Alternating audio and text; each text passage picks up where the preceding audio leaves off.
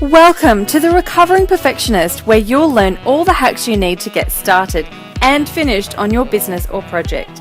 You'll connect with successful entrepreneurs who are in perfectionist rehab, unapologetically experimenting and balancing life, business, family, and me time. I'm your host and Chief Recovering Perfectionist, Claire Barton.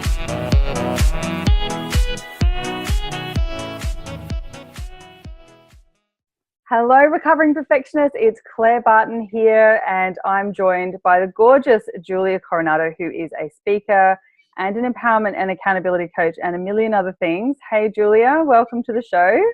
Hello, how are you? I'm great. Wonderful to have you all the way from the US, feeling very international today. So thank you for joining us. Julia, I have come across you only very recently, and I absolutely love your message and your brand and your energy. So I'm going to hand over to you to tell us a little bit about you, a quick sneak peek into what you do and who you are and what your last little bit of the journey's been and all of that sort of thing before we get stuck into having a bit of a chat about all things recovering perfectionist and how that can affect your relationship with other people, your relationship with yourself, and obviously open up some doors to the business world and that sort of thing, because your journey sounds like it's encompassed all of those things, and I can't wait to chat about all of that. But tell us a bit about who you are and all of that sort of thing before we get stuck into it. Okay, sounds good. So to sum it up, in overview, it has been a journey, and sometimes when you see it, you're like, it is a hot mess. But that is the beauty thing of the journey. So as a speaker, I have the platform and opportunity to reach lives and share my message. Share my mess, it has turned into my message. Yeah. And the accountability and the empowerment coach came in after I went through a really nasty divorce. I was married for 14 years. I have 6 children, which sometimes is so surreal to me. And during that struggle, there were some really dark days where I, as a woman, you know how you always expect the best of yourself, and you're like, I should have done this better, I should have done that better, and all of these things that came up. And so once I came out of that, I always had the vision that someday I'm going to be helping people. I just didn't know what that looked like. And then once I came through my divorce, people going through divorce or even a hard time in the relationship would reach out to me and say, okay, what is it that you did? And then that just evolved into the coaching business. So I empower and I assist women who have decided that staying in the same cycle, doing the same thing they're doing is the pain of being that is greater than any pain of changing. And just being open to the fact that I want something different. I don't feel like I'm in alignment. I feel stuck. I feel what can I do different, because I just don't feel like I'm me anymore. Yeah. So, and that evolved into the divorce and domestic abuse. And I've become a trainer now for SHEROES United. They are all about educating and empowering women and girls how to break the cycle of domestic violence and sex and trafficking. So it kind of all, right? It is so empowering, though, that when you take a stand and you actually vocalize and you share your story, how you realize that at the end of it, we all have the same fears, and a lot of times we go through this experiences. Yeah. Do you know, one of the funniest things, and I've talked about this quite a bit on the show before, one of the things that always really intrigued me was that when I started the podcast just over a year ago, late 2017, and I obviously called it The Recovering Perfectionist, and then I changed my Facebook group to be called The Recovering Perfectionists, people just were coming out of the woodwork like, oh my God, that's so me. And as soon as you can kind of put your hand up and say, been there, done that, got the t-shirt, I've got the battle scars as well, and it's shit sometimes and it doesn't work, but this is, where I've come from, and this is where, we've gone to, and all of that sort of thing, that it really does hold space, without sounding ridiculous about it, it really does hold space for other people to go, oh, and you can almost feel that relief and that breath out to go, oh my God, me too. Thank goodness someone else gets it. And the fact that you can say, I stuffed up, or this is what happened and it was crap, other people go, oh my gosh, yes, me too. And it just holds that permission for other people to be able to sort of step into it as well. It's beautiful. So I love that. I totally feel you where you're coming from with that. Absolutely. And cool. It's true, because it's women feel like they're in it alone, and that if they say something, they're going to be perceived as weak or that something's wrong with them. But once they have the permission to show up and be them, like beautiful things happen because they're like, Yeah. oh my gosh, they're like me. And then it almost forms a sisterhood. And it is so empowering to be like, wait, what? I can be me and still be loved. And it's just all the things that evolve and snowball from there. Yeah. I love it. Oh, I've got goosebumps on my goosebumps. It's absolutely exactly what it is. And I think women have this very unique opportunity and ability to do that for each other. And it doesn't take, it's a kind of a snowball effect. So as soon as one person sort of puts their hand up, like look at everything that's happened with the Me Too campaign, like everything has just changed in the last few months since that's been a thing, because it's held that space, it's opened the opportunity, and it's given like a platform for people to, you know, wear their heart on their sleeve and actually come out and sort of talk about all of that sort of thing. So I think, you know, everything, obviously that's a super deep and, you know, massive thing, but right down to the littlest thing that says, you know what, I don't care if my kitchen's clean, or I don't do my dishes every day, leaves everyone else go, oh my God, me neither, I hate doing the dishes or something. So we don't all have to pretend like we live in these beautiful homes and, you know, we're all completely got our shit together and all that sort of thing. So yeah, that's really cool. Awesome. Okay, so what I would love to chat about to start with, because I obviously, when you and I started talking, it was you were telling me about your amazing business and, you know, coaching women who are going through, as you said, tricky situations in relationships and that sort of thing. And the interesting thing to me that you were saying was that the perfectionist had a big like your inner perfectionist had a big impact on that. And we've talked a little bit about how perfectionism shows up in relationships as well as in the tough times in relationships to the external world and that sort of thing. So I'd love to just take a second to chat about that. And obviously you have been through it yourself, and now in a beautiful way you're able to help other women through that. So first of all, how do you, like, if we say when you're actually in a relationship, in a marriage or something like that, how do you think perfectionism impacts that relationship or the family unit, or, you know, all of that sort of thing? Like 100% on all levels. Yeah. And here's has been my experience, is that as a girl, I mean, girls, when they're young, they dream about one day when I'm married and my wedding's going to look like this and I'm going to have kids. And sometimes they're like, I don't want to have kids. But you know, from a young age, what you look forward to. And so then you evolve in the teenage and it's still in the back of your mind because you still want to be the princess, or you still want to be that kind of person. And then as it goes on and on and on, and then you get married, and then relationships it's like, oh, I should be doing more. I mean, look at Pinterest, look at Instagram, look at all these people that Right. have it all together, and they have, I mean, look at their kids, their hair's not all crazy, and their clothes are always clean, and that kind of thing where you have a vision that we're always competing with someone who really isn't showing their true selves all the time. How many times on Facebook do we see, oh, they're always well put together and everything, look, they're always happy. And then you kind of like are harsh on yourself going, well, I'm not like them. And in a sense, we're comparing our apples to our oranges and going, well, how come we're not the same? And so then you strive to be more and more and more perfect, or to control. This for me has been huge with perfectionism, is it's really an underlying fear of how we're going to feel when things don't go the way that we plan them to be in our head.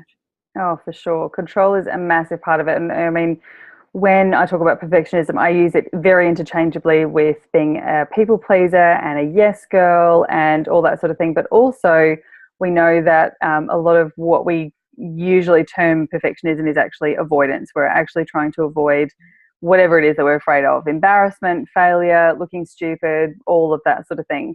But I think it's a really interesting point. So we talk a lot about body image and that sort of thing in regards to the media and social media and that sort of thing.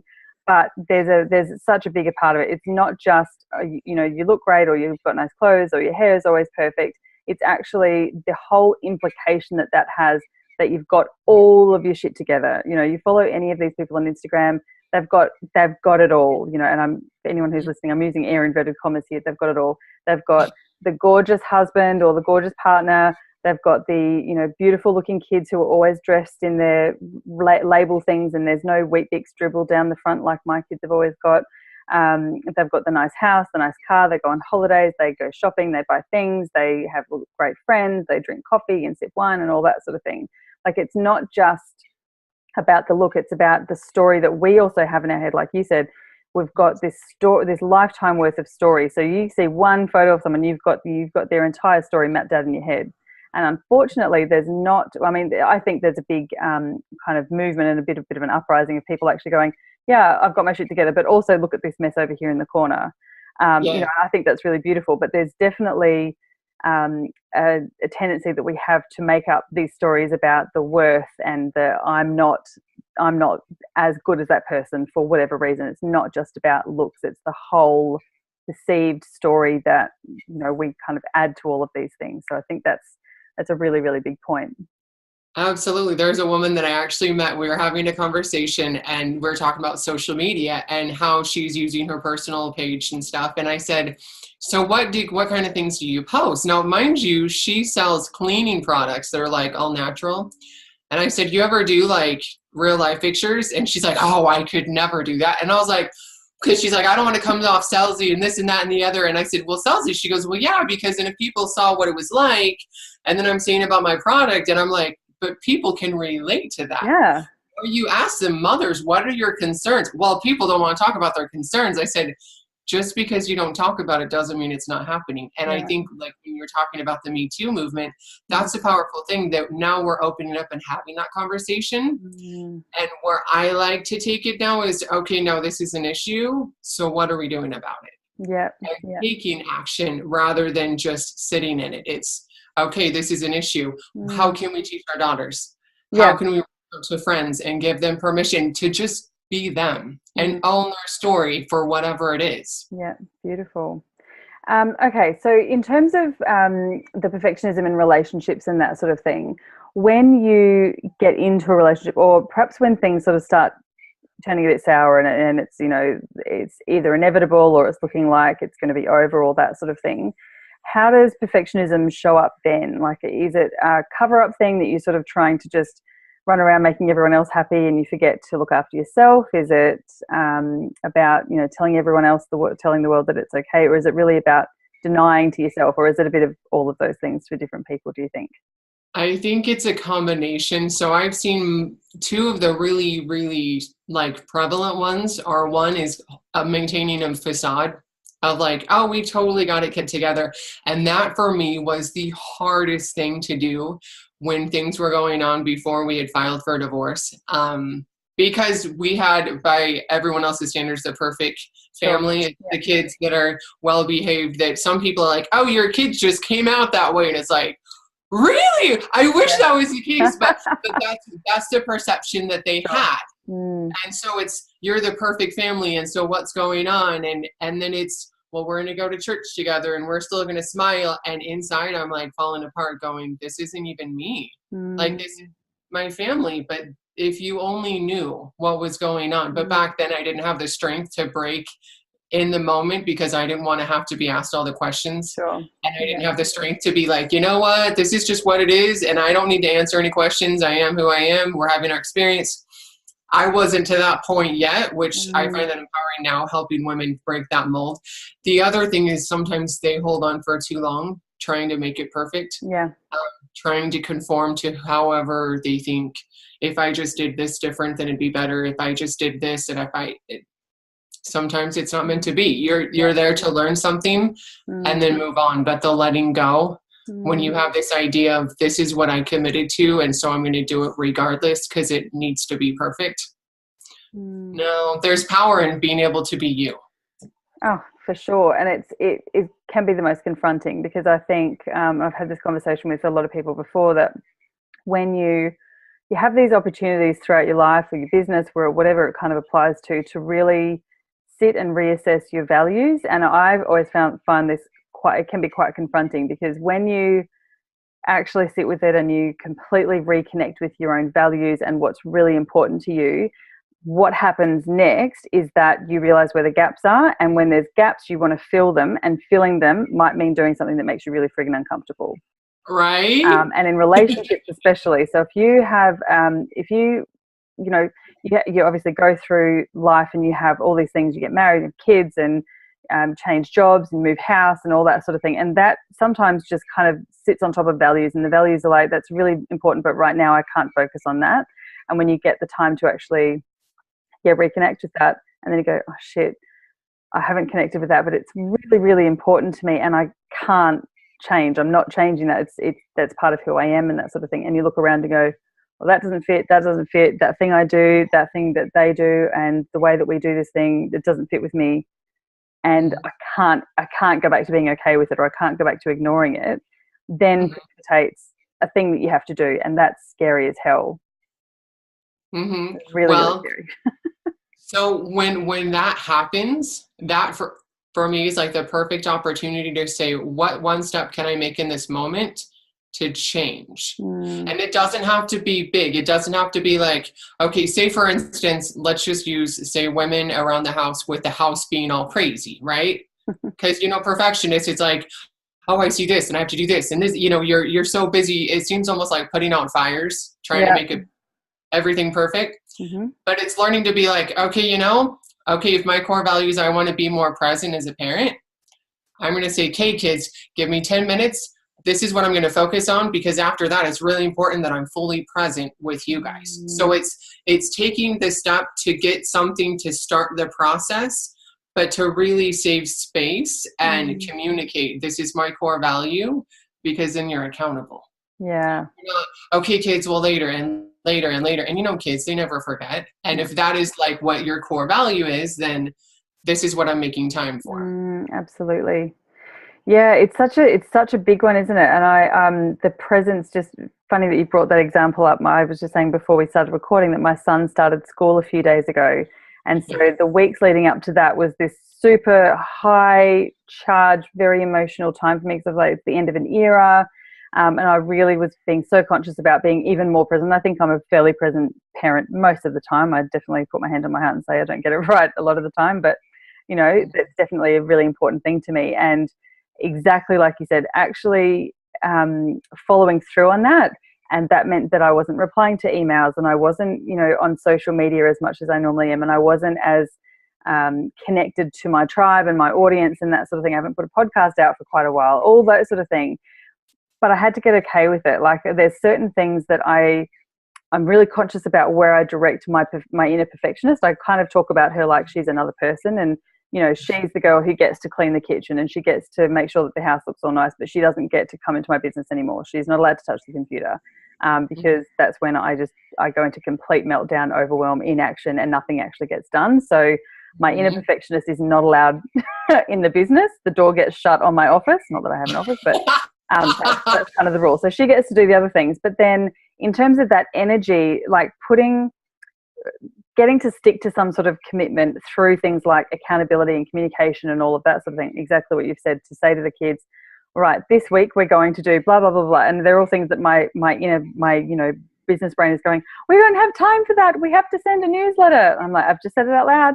My kids, if no one else is going to, my kids are going to keep me accountable because I told them I'd take them to the park or to the pool or something like that. So that accountability and speaking it out loud cements the commitment, doesn't it? Absolutely. And it puts that energy somewhere else, because then I go, well, my perfectionist is like, well, we've made a commitment now, we have to keep it, don't we? All right. So and sometimes kind of like putting that energy somewhere else. Yeah. Absolutely. Yeah. It's committing to something that you would otherwise avoid. Yeah. Or put off till later. It's just, okay, I'm committed. Yeah. We're doing it. Totally. Love it. Awesome. All right. So moving on to, I'd like to kind of just go back a little bit to your story. So you went through a gross divorce and all of that sort of thing. Tell us, what are some of the, maybe a couple of the key things that you now teach and things that, so say if we saw our friends going through this, what can we do to help them, get over that perfectionist thing of having to cover it all up and make it look like it's all happy families when actually there's some really awful shit going on, and or if we are going through that ourselves, what are some of the things that we can do to actually be okay with moving through that with least amount of trauma to yourself and the people around you as possible to get over that sort of stuff? So a powerful thing is to ask, so tell me some highlights of your day. Don't ask how you're doing, because perfectionist mode is, oh, I'm doing really good. With a smile, the bigger the smile, the more convincing it is, right? And that applies for people actually going through it as well. It's what were the highlights of my day today? So when you're in it, it's honestly, I relate it to like a snow globe where, you know, you shake it and there's just stuff everywhere. And that's really what your world feels like, is every sense of security that you had. I mean, when you get married, you assume it's going to be forever and you're going to grow old together and, you know, raise a family or have some kind of life experiences together. And now suddenly you're like, I don't know financially where things are going to be. I don't know, you know, where are we going to live? What does this mean? I'm going through the internal stuff with the emotion, not knowing what's going on and what it's going to look like. And now if you have children, it's just magnified because now the kids are wondering what is going to happen and how much do you say, how much do you don't say. There's all of these things. And it's tapping into the one thing that if you can in the moment be like, hey, what were the highlights? If that's something as simple as getting out of bed and taking a shower, like when you're amidst it, when it's like the darkest of darks, that's an accomplishment. But if they're in a like, oh, my day was just horrible. Okay, that's why you don't ask, how was your day? Just what were the highlights? What were some highlights of your day?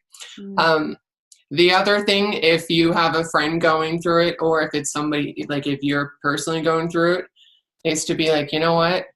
I think you're pretty awesome and I love you. Just hearing that without any attachment that the person has to reply, or if you're the one looking in the mirror saying it, it gives yourself permission to be like, okay, you know, I may not feel like that, but there is hope. That's something I can believe. And it's so meaningful. Okay, for you and I can say I've totally stalked. Is it stalking when you disclose you did it? I don't know. Totally lovingly stalking. Gentle, non-creepy stalking, sure. Well, now that it's all out there. So I totally went and I stalked like your Instagram because I'm like, oh, she's so fun, and trying to get the pictures and the story that goes along with it. And if I was to be like, you know, you inspire me to be fully present. I don't have to know you. And for me, that is a true compliment. And how when you hear that, you're like, oh, that makes me kind of feel good. Like it's doing that to yourself and really doing that to your friends. Just holding space for them to be them and not say, oh, so how's the divorce? Because don't bring up the stuff that they already know. They don't know have all the answers to right now. Oh, I love it. Awesome advice. Thank you. hopefully not too many people going through it right now, but yeah, it's definitely a reality, unfortunately. So yeah, I think the relationship thing, and we have talked a bit about, we talk a lot about, we've had quite a few people on the show talking about perfectionism in terms of things like body image and, you know, self-love and self-care and all of that sort of thing. So it's really interesting to see sort of how it actually impacts in a relationship and in the breakdown of a relationship. So I think that's really, really, really interesting. And I know you've mentioned before, but I'm really interested to talk about that more kind of like the next step. So once the dust is settled and it's all said and done, and you're kind of starting to get a bit of your identity back and, you know, work out what's important now and all of that sort of thing. How did it work for you in terms of all of that stuff happening? And then, you know, you mentioned from the mess, you found the message and you found that empowerment for yourself, and also now you're able to support other people. So how did that kind of translate into starting your own business, and what was that kind of process like? So that too was a hot mess. Do you see a theme? No, I'm just kidding. With the perfectionism, because there was a lot of self-doubt that I look around going, okay, well, my association and my belief surrounding what a coach, what a mentor looks like is you see people who've been doing it for 10 years, who have like the amazing website and have a huge following and all of these different things. And so it was shifting. So this is something that I do when I'm working with clients, is to shift one word is huge.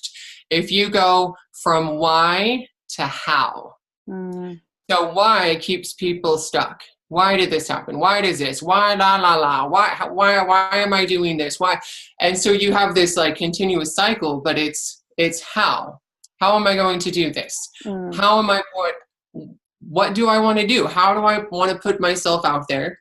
In which way do I want to serve? And so it's like, okay, first step, okay, let's get a business license, you know, and then of course perfectionist is like, well, we've got to come up with the best name. Yeah. And so I kind of for like branding a week. and amazing logo and all the colors. Yes. Yes. And finally I reached out to a friend and they're like, why are you overanalyzing this? It doesn't have to be perfect. And so it was like that day I actually got on a call with a bunch of friends and I'm like, hey, here's my vision. And they're just like, really? And like within 5 minutes, boom, here it is. Yeah. And we're like, woo! But just breaking through, going, okay, and then this is the next step, and really just breaking it step by step. That's how the business. You're not going to be overnight success. Is it possible? I'm sure it is, but for something that's going to be sustainable, it's taking one step at a time and breaking it down into bite-sized pieces, and letting go of it needing to be perfect right now, because the journey is perfect. That is the masterpiece, is in the journey. Is the little milestones that when you look back going, 6 months ago, I was scared to take action, and look how far I've come in 6 months. You know how that goes. To my own heart completely. I'm definitely a big fan of breaking it down and, you know, making it into bite-sized pieces, because I know it can feel so overwhelming when you think you've got to start a business, you've got to come up with a name, get a logo, get a website, get your social media, work out your messaging, work out how you're going to blog. Like there's a million different things, and traditional business startup courses teach all of that stuff, and it is overwhelming and it's crazy and it's completely friggin' unrealistic, and it kind of makes me a bit cranky when I see things like that, actually, because